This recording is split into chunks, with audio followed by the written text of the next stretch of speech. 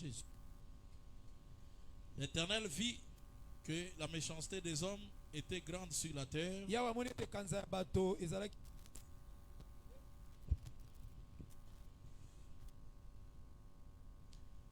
L'Éternel vit que la méchanceté des hommes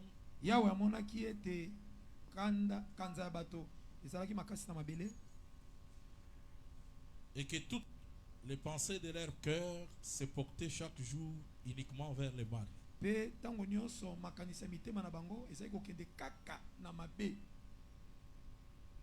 L'Éternel se repentit d'avoir fait l'homme sur la terre et il fit affliger en son cœur. Et l'Éternel dit, suivez bien, j'exterminerai de la face de la terre l'homme que j'ai créé jusqu'au bétail. Depuis l'homme jusqu'au bétail, aux reptiles et aux oiseaux du ciel. Car je me répands de les avoir faits. Mais Noé trouva grâce aux yeux de l'Éternel.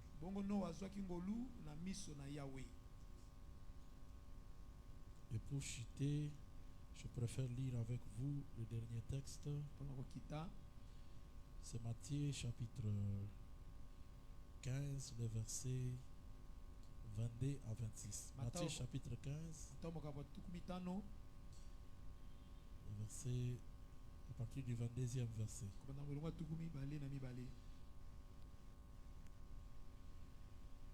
Vous êtes là? Nous y sommes. Et voici une femme cananéenne qui venait de se contrer lui cria, aie pitié de moi, Seigneur, fils de David. Ma fille est cruellement tourmentée par les démons. Il ne lui répondit pas un mot. Et ses disciples s'approchèrent et lui dirent avec insistance, renvoie. Dire avec insistance, renvoie-la, car elle crie derrière nous.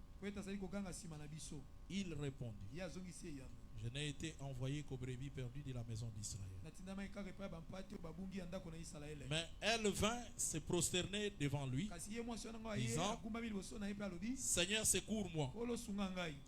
Il répondit, il n'est pas bien de prendre le pain des enfants et de les jeter aux petits chiens. Que le Seigneur bénisse la lecture. Amen. Vous avez suivi les textes que nous avons lus depuis mercredi. Nous avons introduit cette pensée pour expliquer, ajouter quelque chose sur la reconstruction de Jéricho. Mais je ne cherche pas, mais c'est aujourd'hui que je vais relier Jéricho, la reconstruction de Jéricho, avec ce que nous expliquons sur le pain.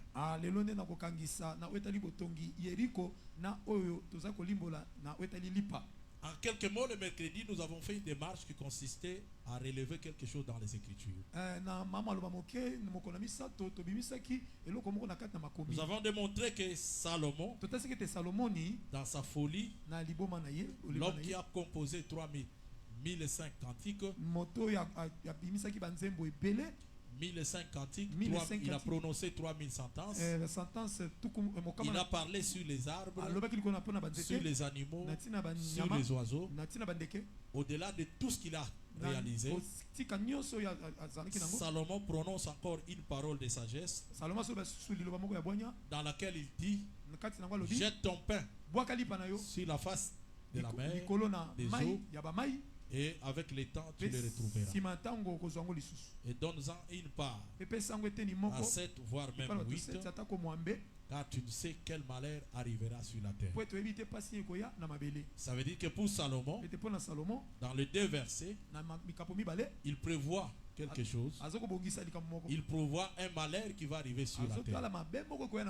Mais ce malheur-là, la seule façon de prévenir ou d'échapper à ce malheur-là, il a fallu que quelqu'un jette son pain sur la face des eaux. Et quand il jette son pain sur la face des eaux, c'est pas pour les perdre. Non, il les jette, mais avec le temps, il les retrouvera. C'est ce que nous avons expliqué le mercredi pour démontrer qu'aucun homme selon la chair n'a réalisé cela dans le contexte que Salomon a dit. Tu prends ton pain, tu le jettes sur la mer, sur les eaux, avec la pensée de les récupérer, pas aussitôt, mais les récupérer avec le temps. Donc déjà quand tu les jettes, tu perds tout ton espoir. Mais curieusement, ces paroles de Salomon figurent parmi les paroles qui nous ont obligés de dire que Salomon est un homme sage. En d'autres termes, ces paroles de Salomon sont des paroles de sagesse. Que le Seigneur vous bénisse. Amen. Que le Seigneur vous bénisse. Amen. Et dans les paroles de Salomon, écoutez ce que Salomon, il dit: jette ton pain sur la face des eaux, et avec le temps tu vas les récupérer. Nous avons expliqué d'abord les eaux selon Isaïe comme étant le monde, comme les nations, le peuple. Que le Seigneur vous bénisse. Amen. Que le Seigneur vous bénisse. Amen. Donc pour Salomon, lorsqu'il parlait des eaux, Isaïe nous explique que de même que la mer, donc le peuple mugisse, de même que le peuple gronde, les nations grondent, c'est de la même façon que la mer gronde. C'est-à-dire que là, il remplace les nations et le peuple par les eaux. Et dans Apocalypse, le texte est clair, dit: les eaux que tu as vues, ce sont des peuples, des foules, des langues et des nations. Que le Seigneur bénisse. Amen. Que le Seigneur bénisse. Amen. Ça dit que les eaux sur lesquelles on doit jeter un pain, ce n'est pas les eaux que nous voyons, mais en réalité, il s'agit de jeter un pain sur le peuple, parmi les nations. En d'autres termes, l'ensemble de ce qu'on appelle nation, peuple, langue, foule, c'est ce qu'on appelle le monde. Que le Seigneur bénisse. Amen. Maintenant, la question que nous nous posons dans notre démarche, c'est que nous avons expliqué, c'est que dans la pensée du livre de Jean, chapitre 6, nous avons vu comment Jésus, pendant qu'il marchait avec ses disciples, il était à Galilée. Et à partir de Galilée, c'est là qu'il a fait le miracle des 5 pains et 2 poissons. Il a nourri la foule. Mais après Galilée, il a demandé à la foule, aux disciples, d'aller à Capernaum. Les disciples ont pris la barque, alors que la foule attendait voir Jésus aussi prendre la barque. Mais Jésus n'est pas monté dans la barque avec les disciples. Les disciples sont partis à Capernaum. Mais là où Jésus s'est retrouvé sur la montagne, il a vu que les disciples avaient du mal à ramer sur la mer parce qu'il y avait un vent contraire sur la mer. Et Jésus est descendu au secours.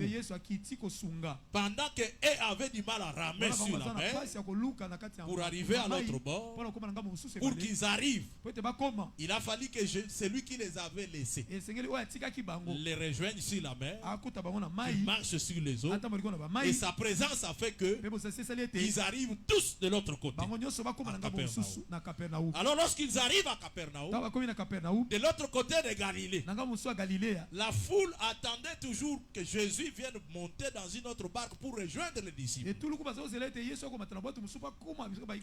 Ils ont attendu jusqu'à apprendre que Jésus est déjà à Capernaum avec ses disciples. Donc pour eux, donc nous avons vu que Jésus, lorsqu'il avait rejoint les disciples, c'est là que Jésus fit le miracle. Donc le miracle où il marcha sur les eaux. Et les disciples ont dit: cet homme c'est un fantôme. Mais malgré cela, ils ont traversé tout. Alors lorsque la foule a rejoint Jésus à Capernaum, Jésus voyant la foule venir, il dit à la foule: ce n'est pas à cause des miracles que vous avez vu, que vous me suivez, mais c'est à cause du pain que vous avez mangé et qui vous a rassasié. Alors il leur dit, travaillez non pas pour la nourriture qui périt. Parce que vous comprenez, frère? On est ensemble.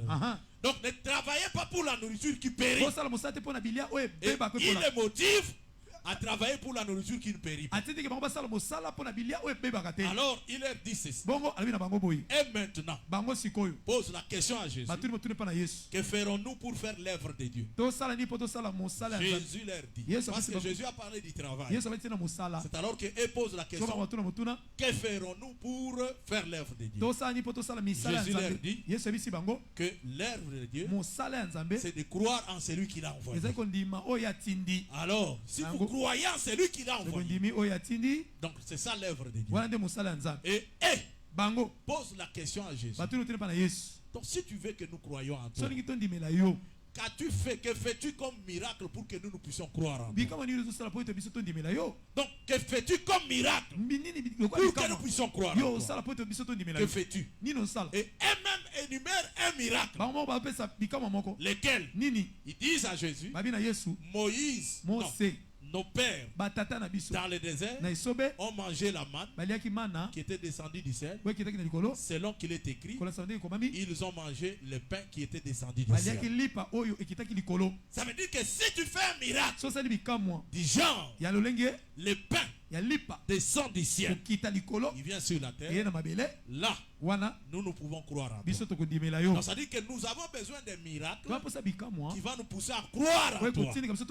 En d'autres termes, ce que tu fis de l'autre côté de Galilée, 5 pains, 2 poissons, tu as nourri 5000 personnes. Pour nous, nous ne sommes pas convaincus. Donc en d'autres termes, ça c'est pas un miracle qui peut nous pousser à croire en toi. Parfois il pouvait lui dire, Élisée a fait ça dans son temps. Donc c'est pas un grand miracle.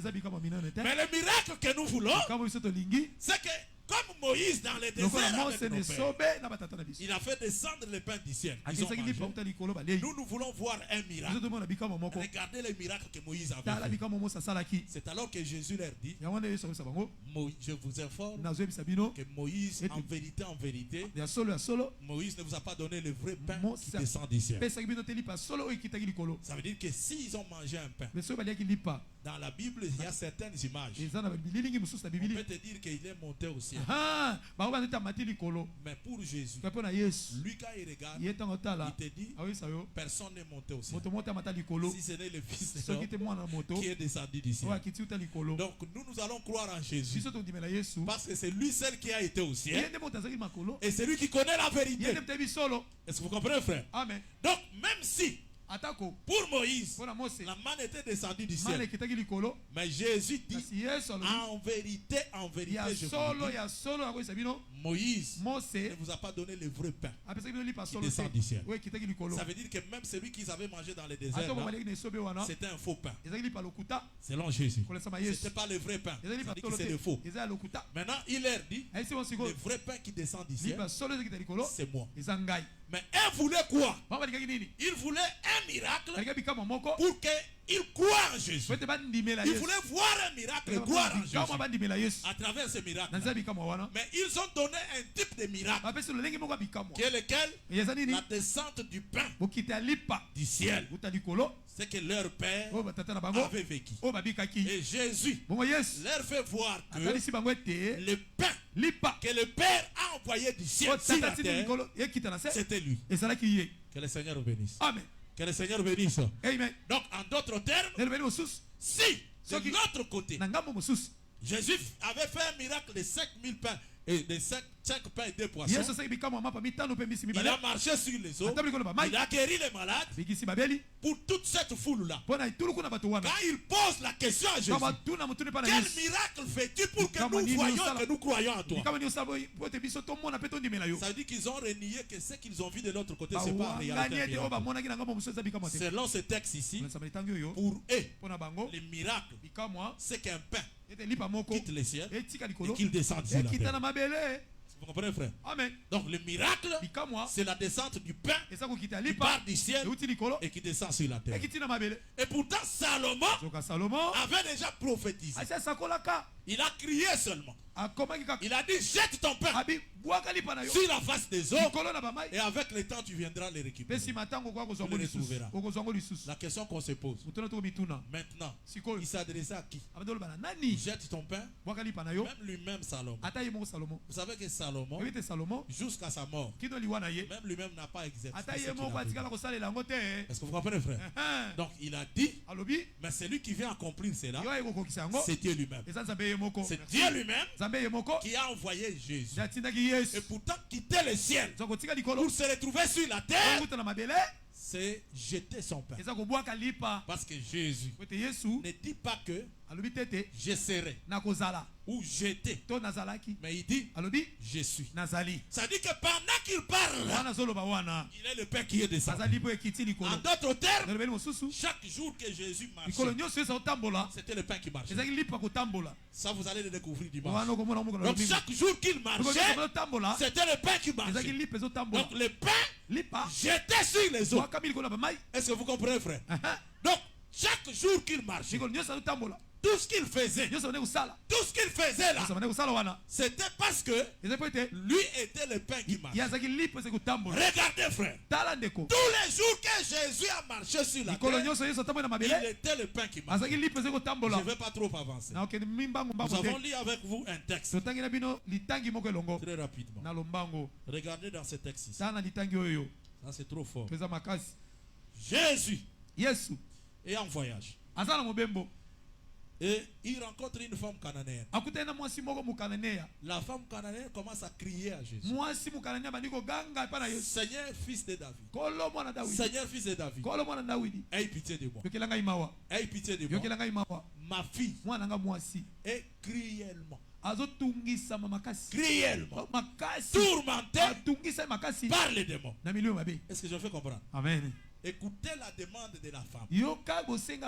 Elle parle de sa fille qui est tourmentée par les démons. Et il dit à Jésus, demandez que Jésus intervienne pour que sa fille soit guérie.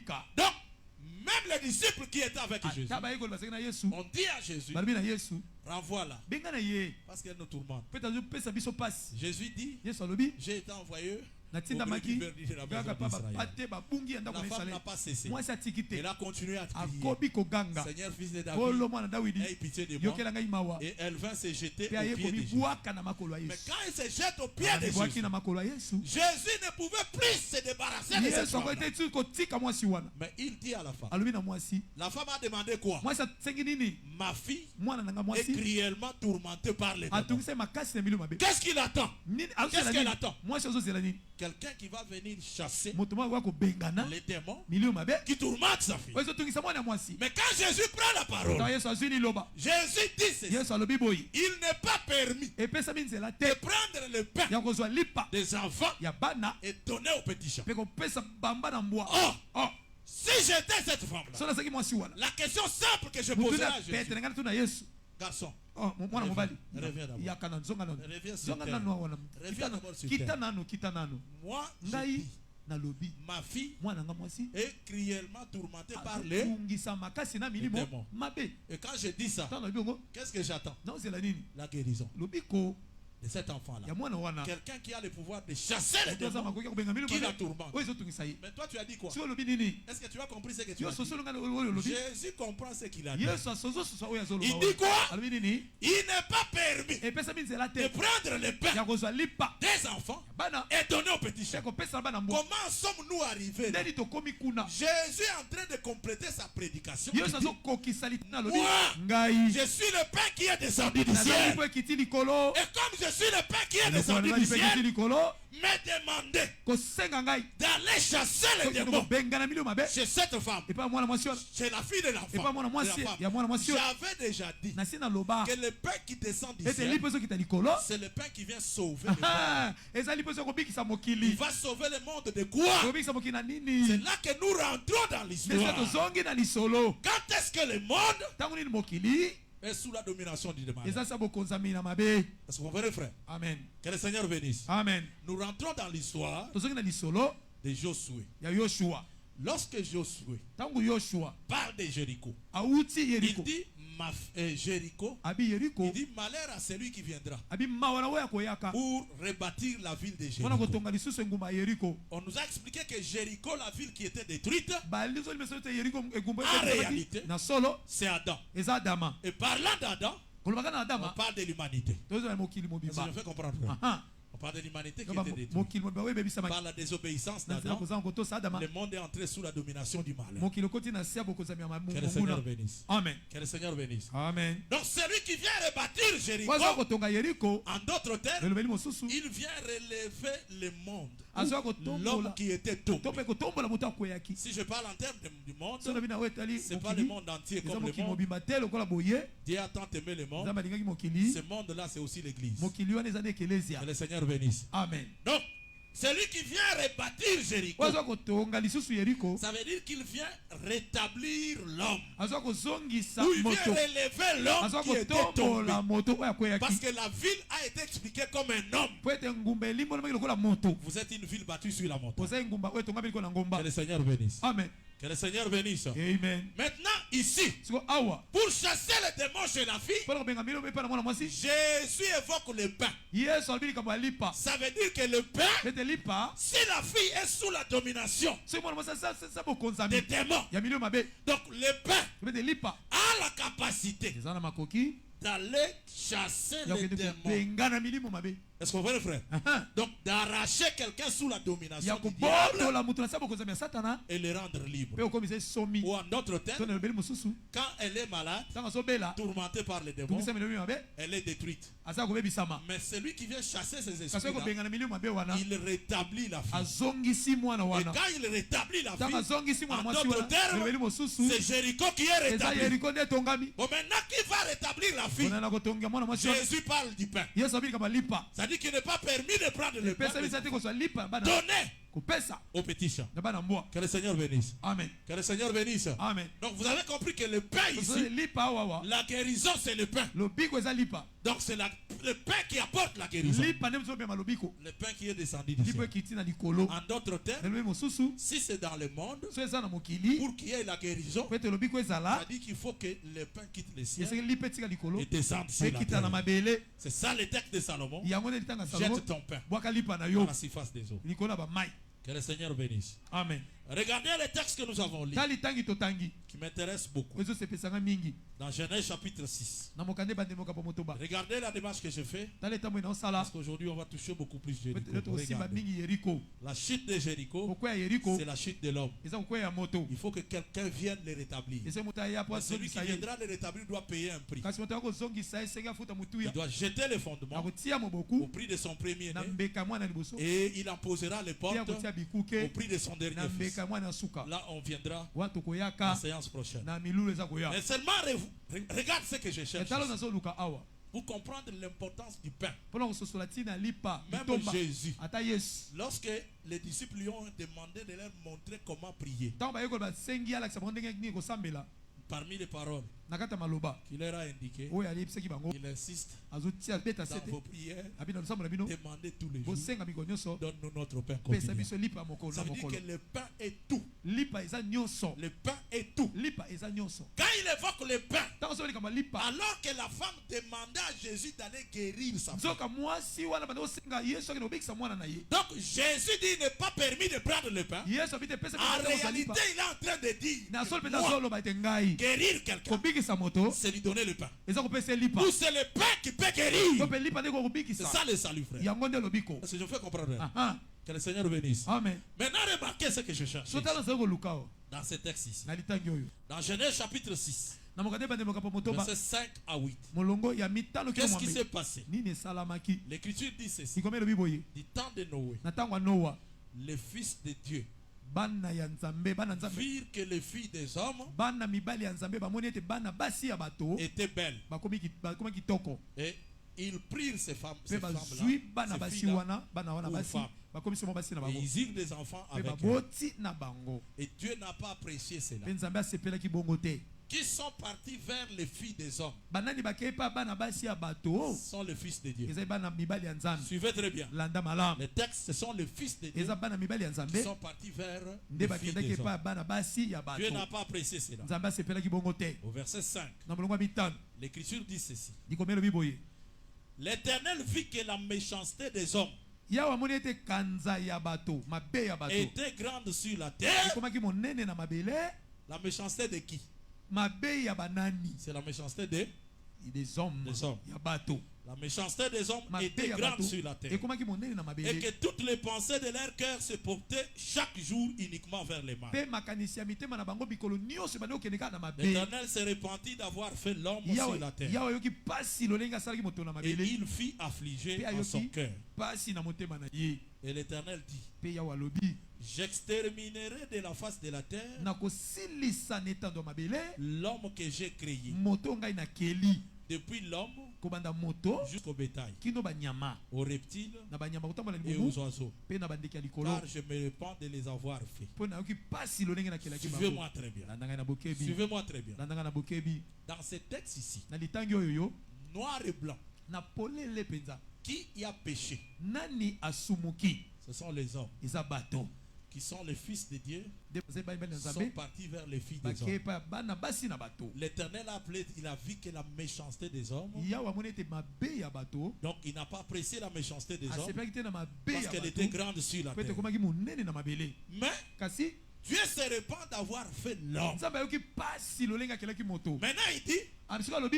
il dit, je vais exterminer de la face de la terre l'homme qui l'a créé. Maintenant, au lieu que Dieu s'arrête à exterminer l'homme qui a péché, regardez ce que Dieu va faire.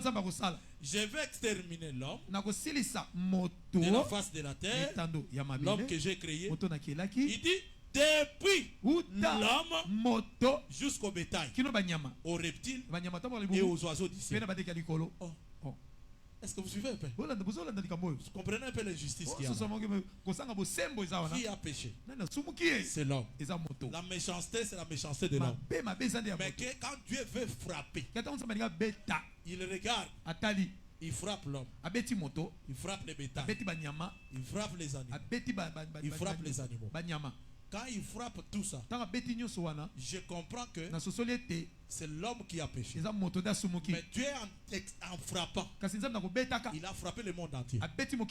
Il a frappé les animaux. Il a frappé les bétails. Il a frappé les oiseaux. Mais qui a péché? C'est l'homme. Est-ce que c'est clair justement? Vous avez compris l'injustice de Dieu? C'est-à-dire que la chute de l'homme, Adam, la chute d'Adam, Dieu n'a pas frappé qu'Adam. Regardez, Dieu avait dit à Adam, les jours où tu mangeras les fruits de cet arbre, ce jour-là tu mourras. Il n'avait ajouté personne. Tu mourras. Qui a désobéi? Adam. Mais quand Dieu vient, tu verras que ce n'est pas Adam seul qui est mort. Il y a aussi l'agneau qui est mort. Ça veut dire que l'agneau est mort à cause du châtiment d'Adam. En d'autres termes, la mort d'Adam entraîne aussi la mort du bétail. Est-ce que vous avez compris ça? Il entraîne la mort du bétail. Ça c'est encore simple. Plus grave, Dieu veut expulser Adam. Parce qu'il n'est pas surpris. Il sait qu'il va expulser Adam du jardin. Je t'informe que Dieu n'a pas expulsé qu'Adam. Parce qu'Adam sortant du jardin, il a la peau de l'animal sur son corps. Dans la prophétie, Dieu a expulsé l'homme et l'animal. Parce que s'il avait créé l'animal, il ne sortira, il ne fera pas sortir Adam. Donc Dieu a expulsé Adam et l'animal qui représente le bétail du jardin d'Éden. En d'autres termes, la chute d'Adam ou la désobéissance de l'homme entraîne aussi la destruction même de ses matériels. Ou en d'autres termes, cela entraîne aussi la destruction même du monde. De tout ce que Dieu a créé pour toi, tout ce que Dieu a mis à ta disposition, quand tu désobéis, Dieu va détruire. Avez-vous déjà lu que si tu désobéis à ma parole, regardez, je fermerai les cieux pour qu'il n'y ait plus de pluie sur la terre. Quand tu vas s'aimer, la terre ne te produira pas. Mais c'est moi qui ai semé, qui a désobéi. Pourquoi? Au-delà de moi, tu vas maudire même la terre. Pourquoi tu es dans sa façon de faire? Quand tu marches dans l'obéissance de ta parole, il faut que Dieu te justifie non seulement toi, même tout ce qui t'appartient doit être fait. C'est ça la démarche que je cherche. Donc tout ce qui t'appartient doit être sauvé. Et quand tu désobéis, Dieu frappe aussi tout ce qui t'appartient. Ou en d'autres termes, le monde est maudit à cause de toi. Du temps de Noé, c'est l'homme qui a péché. Mais quand Dieu dit je vais exterminer la terre, il ajoute le bétail, les oiseaux, les bêtes des champs. Ça dit que le monde, mais dans le langage de Dieu, il dit je vais détruire le monde. Mais tout le monde que tu vas détruire, c'est à cause de la désobéissance de l'homme. Que le Seigneur bénisse. Amen. Que le Seigneur bénisse. Amen. Donc pour vous dire que la destruction de Jéricho, quand on veut reconstruire, on ne reconstruit pas que l'âme, mais celui qui avait péché. Il faut qu'on reconstruise cet homme-là. On le rétablisse avec tout ce qui lui appartient. Oh! Regardez, frère. Je donne un dernier témoin. L'Éternel envoie Moïse chez Pharaon pour lui dire, laisse mon peuple pour aller me servir sur la montagne. Moïse va. Pharaon accepte. Pharaon refuse. Pharaon accepte. Pharaon refuse. Jamais Moïse n'a discuté avec les individus égyptiens. Lui, quand il venait avec Aaron, c'était chez Pharaon. C'est présent chez Pharaon. Il parle avec Pharaon. Mais qui est Pharaon? Il est le roi d'Égypte. Alors Pharaon a refusé tellement que Dieu n'avait plus un autre choix. Le choix de Dieu c'était, il faut qu'on immole l'agneau. Maintenant remarquez, les Israélites ne dormaient pas dans la même maison avec les troupeaux. Le verset qui me permet de dire ça, c'est que lors de la naissance de Jésus, il était parti à l'hôtel. On a dit qu'il n'a plus de place. C'est comme ça qu'il s'est retrouvé dans la bergerie. Pourquoi il est d'abord parti à l'hôtel? Parce qu'il sait que c'est là qu'on reçoit les hommes. Mais la bergerie, c'est pour les animaux. Maintenant, Israël ne dormait pas dans la même maison avec les brebis. Et la loi de Dieu, il a dit vous allez prendre un agneau, vous allez l'immoler au 14e jour, entre les soirs. Vous prendrez le sang de cet agneau, vous allez appliquer sur le linteau. Je comprends que c'est la maison, c'est le linteau de la maison que les Israélites habitaient. Mais quand on a appliqué chez les Égyptiens, il n'y avait ni l'agneau, ni le sang. Ça veut dire que l'ange qui traversait la nuit, lorsqu'il traversait, l'ange savait que la maison sur laquelle j'ai vu le sang appliqué là, c'est la maison d'un Hébreu. Comme je n'ai pas frappé cette maison, ça veut dire que la maison est rachetée. Les troupeaux, c'est son monde. Là où se trouve son troupeau là, dans sa bergerie, l'ange de la mort avait passé. Il n'a pas frappé. Alors que là, on n'a pas appliqué les sang. Est-ce que je me fais comprendre, frère? Amen. Mais remarquez, frère, l'ange de la mort, lorsqu'il est passé devant la maison des Égyptiens, il a vu qu'il n'y a pas le sang. Il a frappé. Il a frappé le premier-né. Le même ange là arrive dans les bergeries des Égyptiens. Parce qu'on dit que Il a frappé le premier-né depuis la maison de Pharaon jusqu'aux animaux. Je comprends que cet ange-là, lorsqu'il voyait les animaux des Égyptiens, il savait que celui-ci, son propriétaire n'est pas racheté. Comme son propriétaire n'est pas racheté, lui aussi, il ne peut pas être épargné.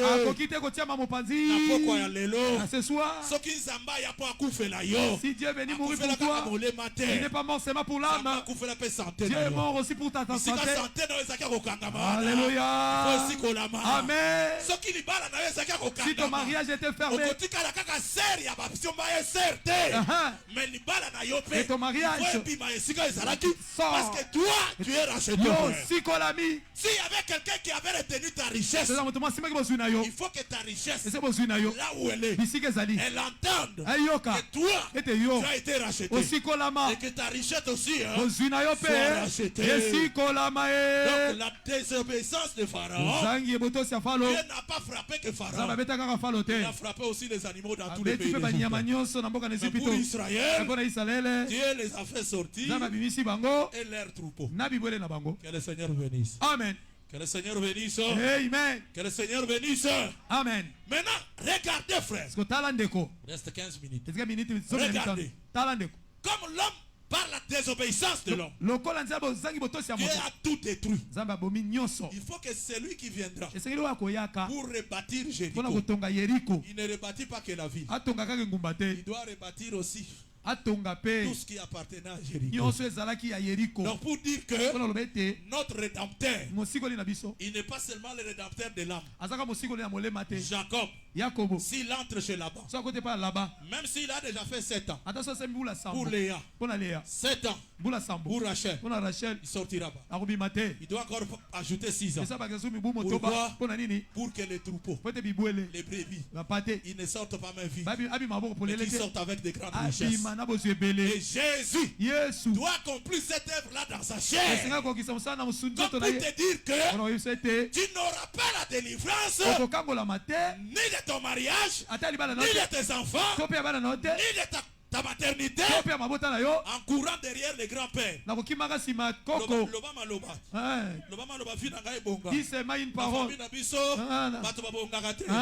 cours pas derrière lui.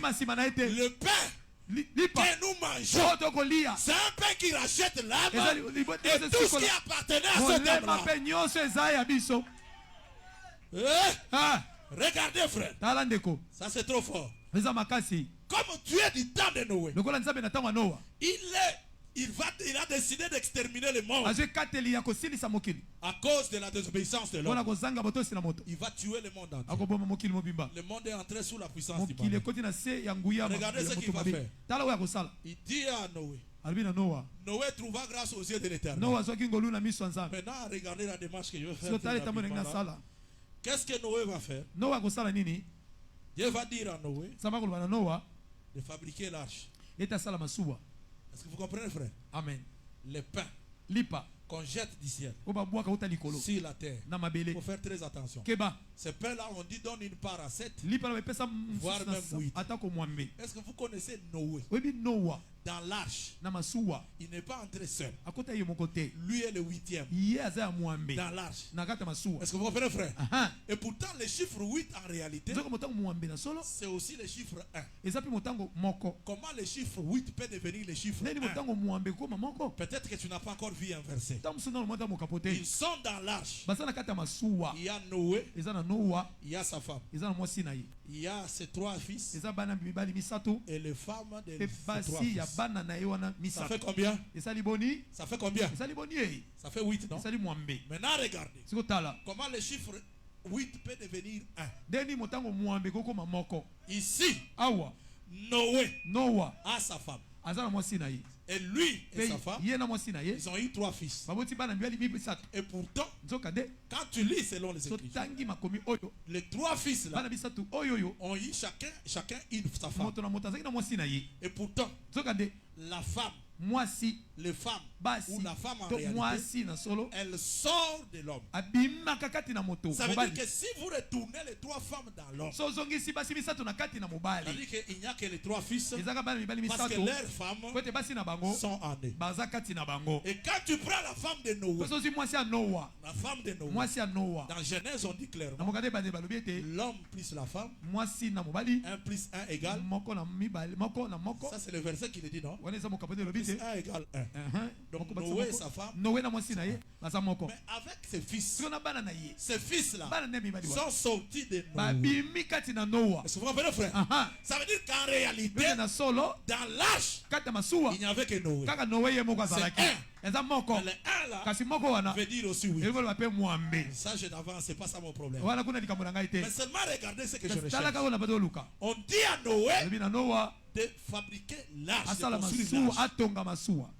Noé va former l'arche. Maintenant quand il forme l'arche, c'est Dieu qui dit à Noé, fais l'arche selon ce modèle. L'Écriture dit que Noé fit l'arche selon ce que l'Éternel lui avait dit. Donc il fit l'arche selon ce que l'Éternel lui avait dit. Mais avant que l'arche ne se manifeste, Noé, comme Moïse sur la montagne, qui a vu un modèle, il a gardé en lui. Donc Moïse avait vu le modèle du tabernacle. Mais il descend. Mais quand il descend là, le tabernacle n'est pas visible. Mais il est en lui. Le modèle est en lui. Il sait qu'on va donner. Mais si on fera autant de coups. Largeur, ça sera autant. Donc Noé aussi c'est pareil. Il a l'arche en lui. Vous comprenez, frère? Il viendra un moment.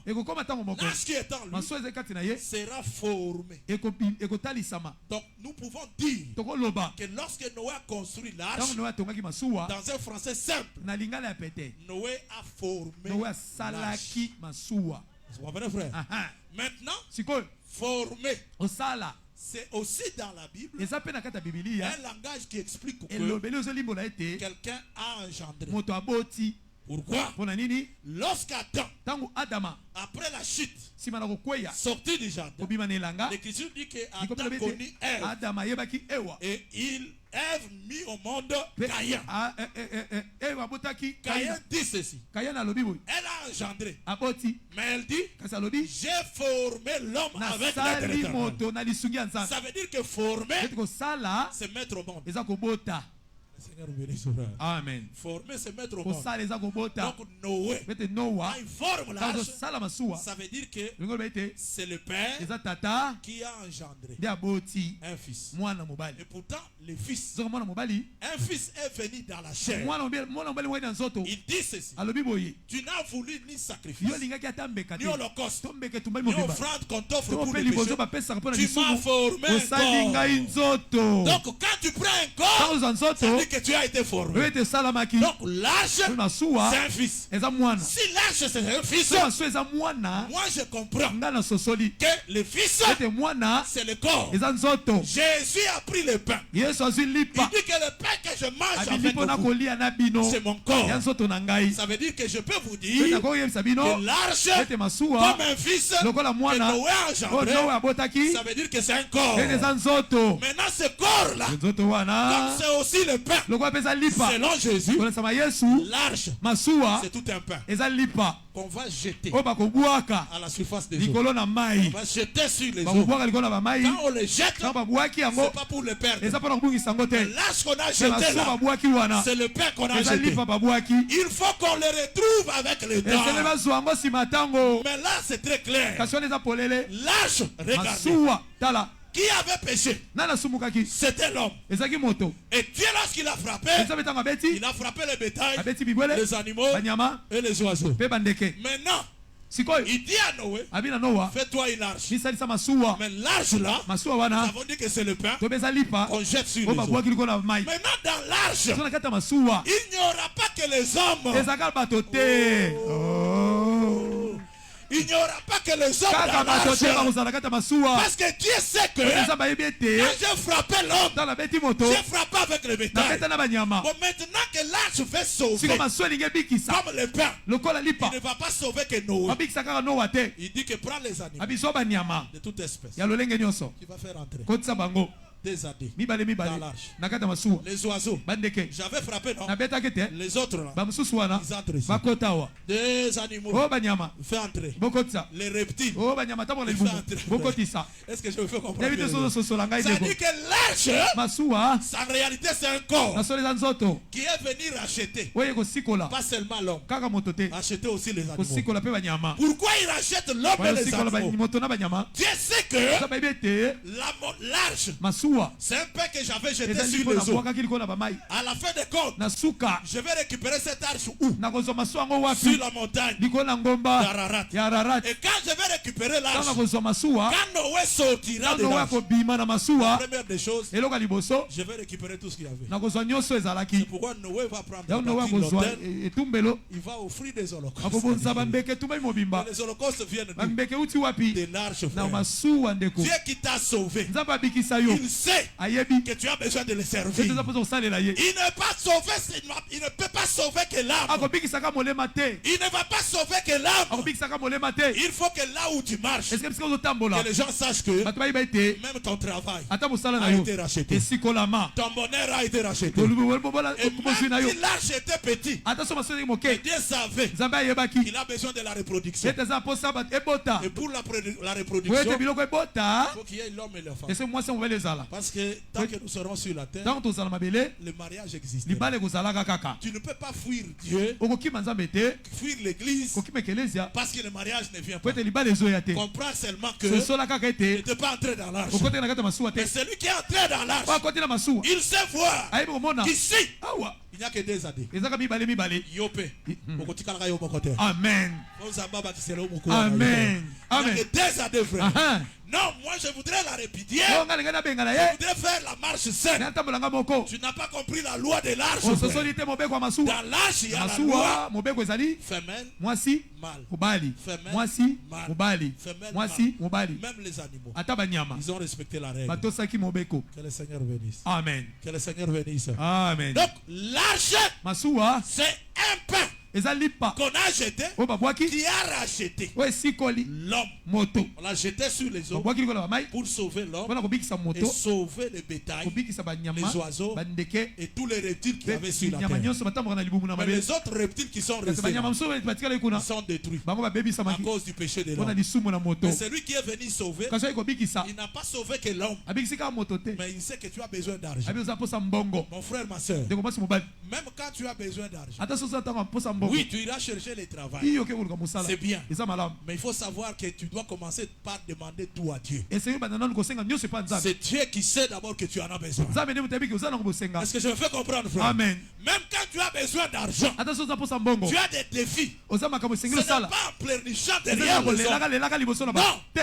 Le pain qu'on nous a donné chez la femme cananéenne, il est la guérison. Ce même pain-là, pour les autres, il est la vie éternelle. Ce même pain-là, il est tout. Il est tout. C'est pourquoi les disciples, lorsque Jésus leur a dit, c'est moi le pain qui est descendu du ciel, ils lui ont dit, donne-nous toujours ce pain. Frère, je ne sais pas si je me fais comprendre.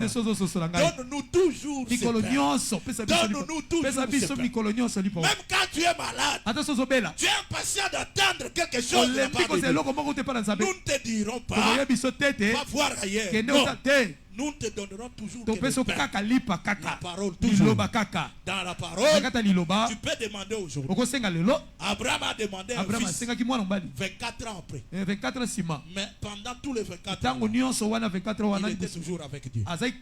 Je veux comprendre, frère. Amen. Il était toujours avec Dieu. Mais 24 ans après, Dieu l'a visité. Comme pour vous dire que tout ce que tu demandes à Dieu, Dieu a déjà prévu cela pour toi. Il a déjà prévu cela pour toi.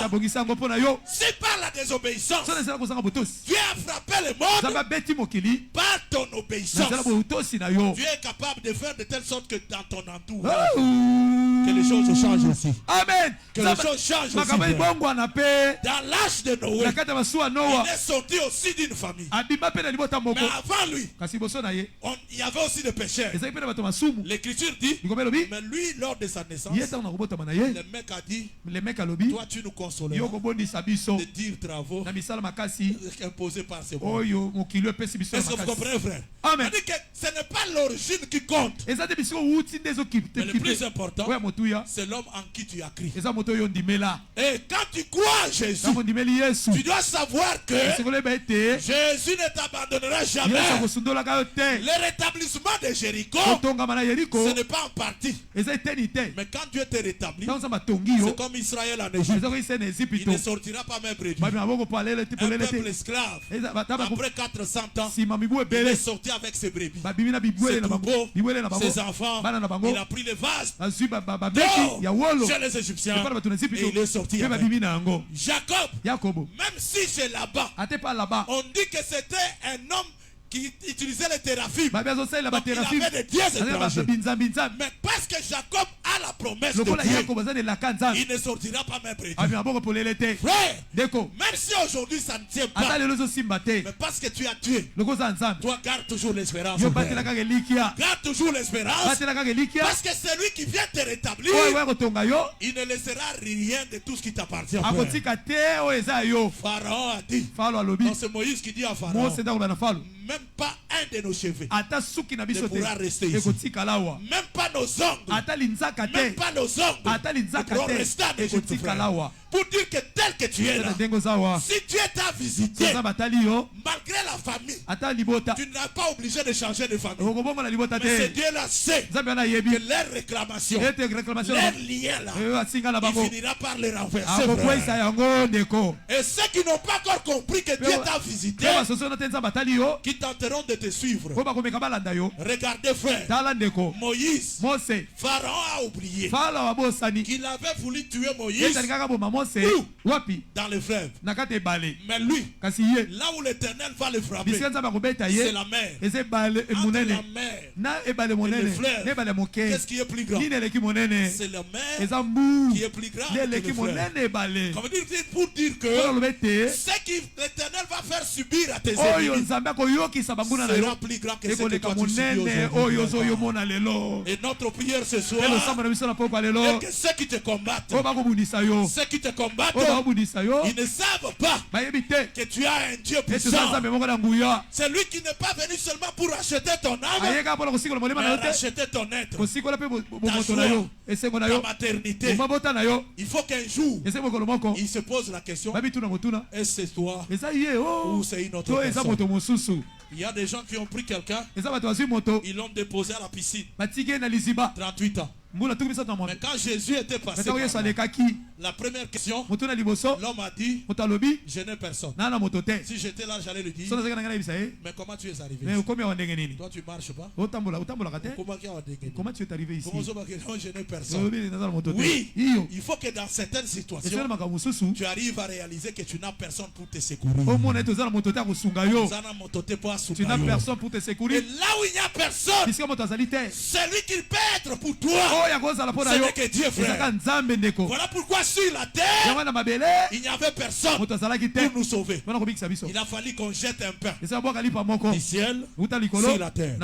Et ce pain-là, il ne va pas monter seul. On va le retrouver. Le pain sera trempé d'eau. L'eau avec lui. Et pourtant, nous avons expliqué que ces eaux-là, ce sont des peuples de et des nations. Mais il n'a pas pris tout l'eau du fleuve. Mais il a pris quelques eaux. Il est monté avec. Donc, comme pour dire, l'arche n'a pas pris tous les animaux sur la terre.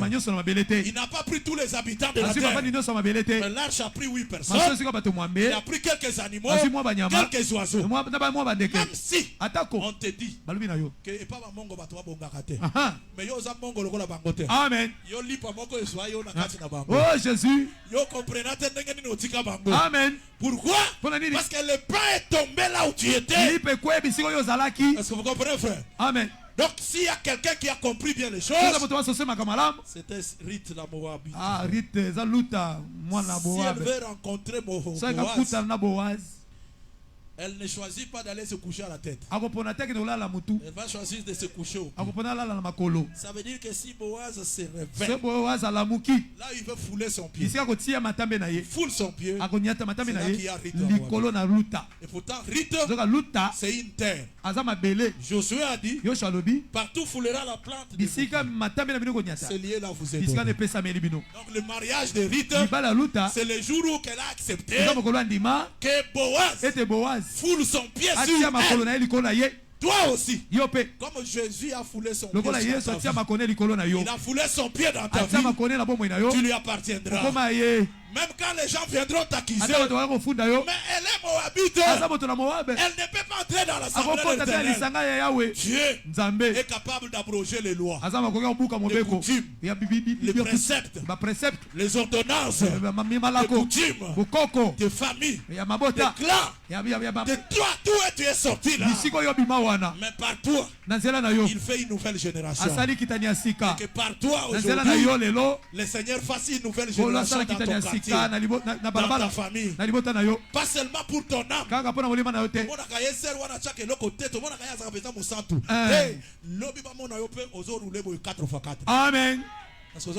Amen. Amen. Amen. Amen. Mais tout le monde a regardé hier moko mikolo to comme on na mutu ndenge oui na arsha Noé bakota kaka fait mi azwaki na arsha. Amen. OK lukalibanda te. Yes. Mais dans l'arsha le Seigneur a tout résolu. Que le Seigneur bénisse. Amen. Oh on s'arrête là pour aujourd'hui. On peut se tenir debout pour te faire voir Jésus que nazela botosi na yo ata ya moke ata na molende na yo nzamba salela yo bolamu nzamba salela molema na yo kaka te mais nzamba pesa yo pe oyo molema na yo esengeli na yango po ete esengo na yo ezala ya kokoka. Parfois tu